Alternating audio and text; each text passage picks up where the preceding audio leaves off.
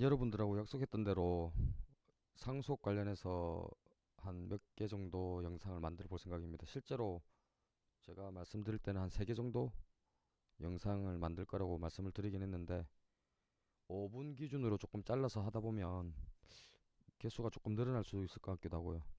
그래서 일단은 그래도 이게 미니의 ASMR이 되면 좀 곤란하니까 가능하면 좀 짧게 해서 여러 개를 올리는 방향으로 한번 그렇게 진행을 해보겠습니다. 그러니까 실제로 우리가 다룰 내용은 상속이고 서브 섹션을 조금 보면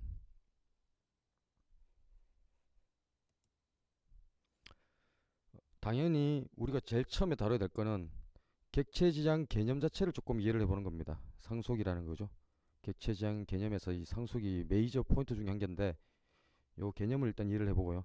그 다음에 이제 문법적으로 상속을 선언하는 방법, 그리고 이제 제가 이 챕터에서 제일 중요하다고 생각하는 업캐스팅하고 다운캐스팅 얘기를 조금 해볼 겁니다. 요거는 PPT 자료로 조금 부족하면 다른 자료라든지 아니면 그림을 좀 추가를 해서 조금 여러분들이 이해하기 쉽도록 얘기를 조금 해볼 거고요. 시간이 허용을 한다면 나중에 우리가 상속할 때도 여러분들이 아시다시피 어떤 이 접근할 때 퍼블릭이냐 프로텍티드냐 프리베이트냐 요것처럼 상속을 퍼블릭으로 상속받을 수도 있고 프로텍티드로 상속을 받을 수도 있고 프리베이스로 상속을 받을 수도 있습니다. 이렇게 세 종류로 상속되는 것까지 얘기를 조금 해볼 거고요.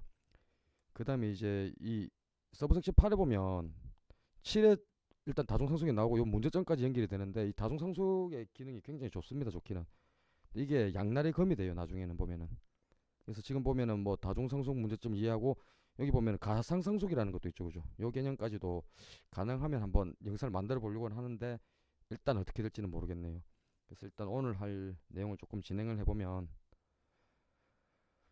자, 우선 상속의 기본 개념을 얘기를 하는데 여러분들이 잘 알고 있는 현실 세계에서의 유선 상속하고 그 다음에 어떤 유전적 상속을 합친 개념이 시뿔뿔에서의 어떤 상속 개념으로 보시면 돼요. 이게 무슨 얘기냐면 유선 상속은 이제 주로 재산에 해당되는 거잖아요. 그죠? 그러니까 예를 들어서 우리가 데이터 뭐 부모가 갖고 있는 어떤 그 멤버 중에서 그 멤버 변수 가지고 있는 어떤 값 요런 것들에 관련된 것들을 그대로 상속받는 거 그걸 유산 상속 쪽으로 보시면 되고 이 유전적 상속은 전반적으로 이 외모가 닮았다 뭐 이런 식으로 얘기를 많이 하잖아요. 부모의 외모를 그대로 물려받았다.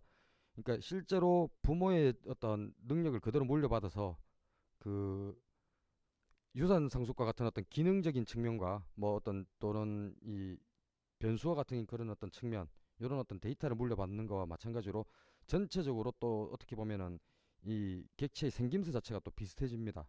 그래서 이런 것까지를 다 포함을 해서 우리가 이제 그 객체장에서 상속 개념으로 보는 거거든요. 그래서 지금 우리가 이제 예로 들어놓은 게 생물이라는 걸 최상위 어떤 클래스로 뒀는데 요게 상속이 이제 이렇게 계층 구조를 가지게 되면은 양쪽에 동물과 식물로 이렇게 갈라집니다. 그죠?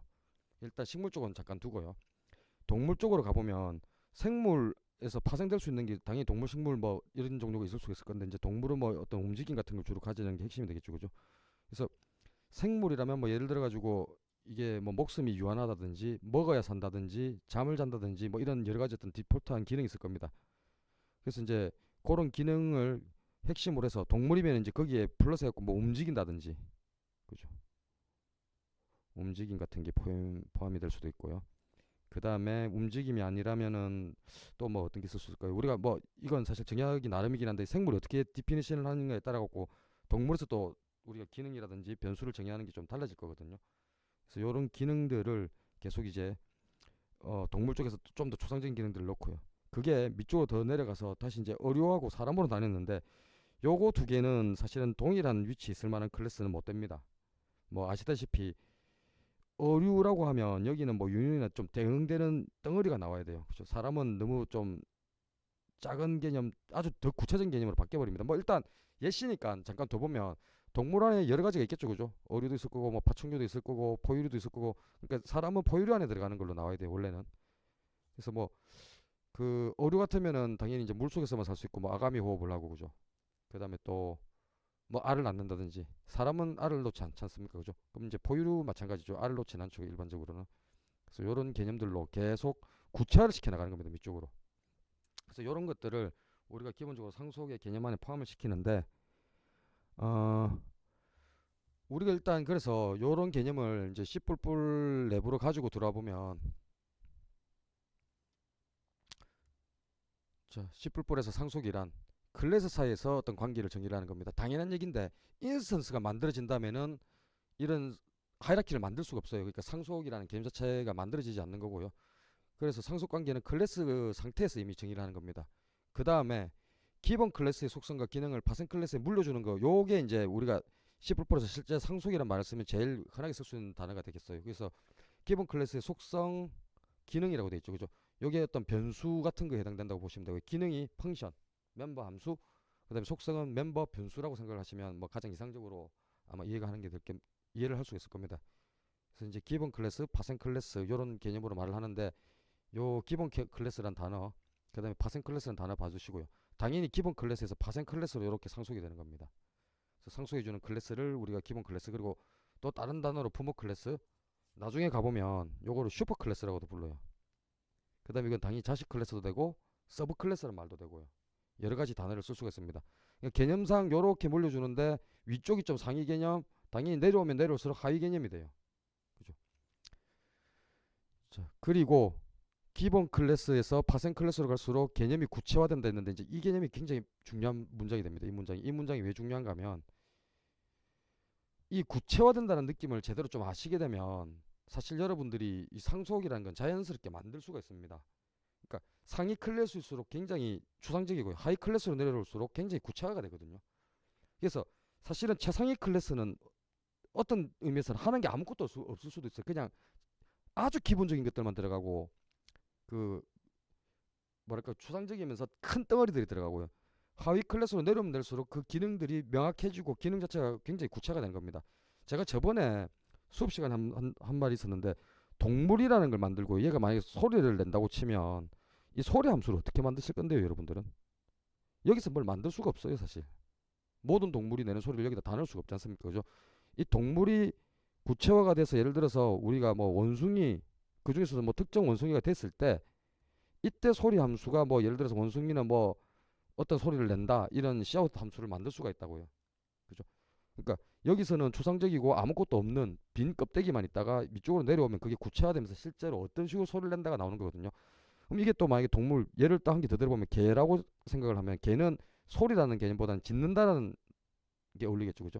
그러면 이 소리가 더 구체화돼서 오버라이딩이 되든지 그런 형태로 가는 겁니다. 그리고 이제 다중상속이라는 개념이 있는데 요거는 우리 챕터의 맨 마지막에 나와요, 사실은. 그죠? 근데 이게 왜 재활 용성이 높겠느냐 한번 생각해 보십시오. 부모 클래스 A가 있고요, 부모 클래스 B가 있고요. 경우에 따라서는 사실 CD도 나올 수가 있지만 우선 두 개만 있는 걸 생각해 보자고요. 이 두 개로부터 기능을 물려받은 어떤 D 클래스가 있습니다. 그죠? 여기에 기능이 10개가 있고요. 여기에도 뭐 펑션이 10개가 있습니다. 이게 20개 그냥 쓸 수 있겠죠. 얼마나 AB의 기능을 그대로 갖다 쓰는 거니까 저활용성이 상당히 높아지겠죠, 당연히.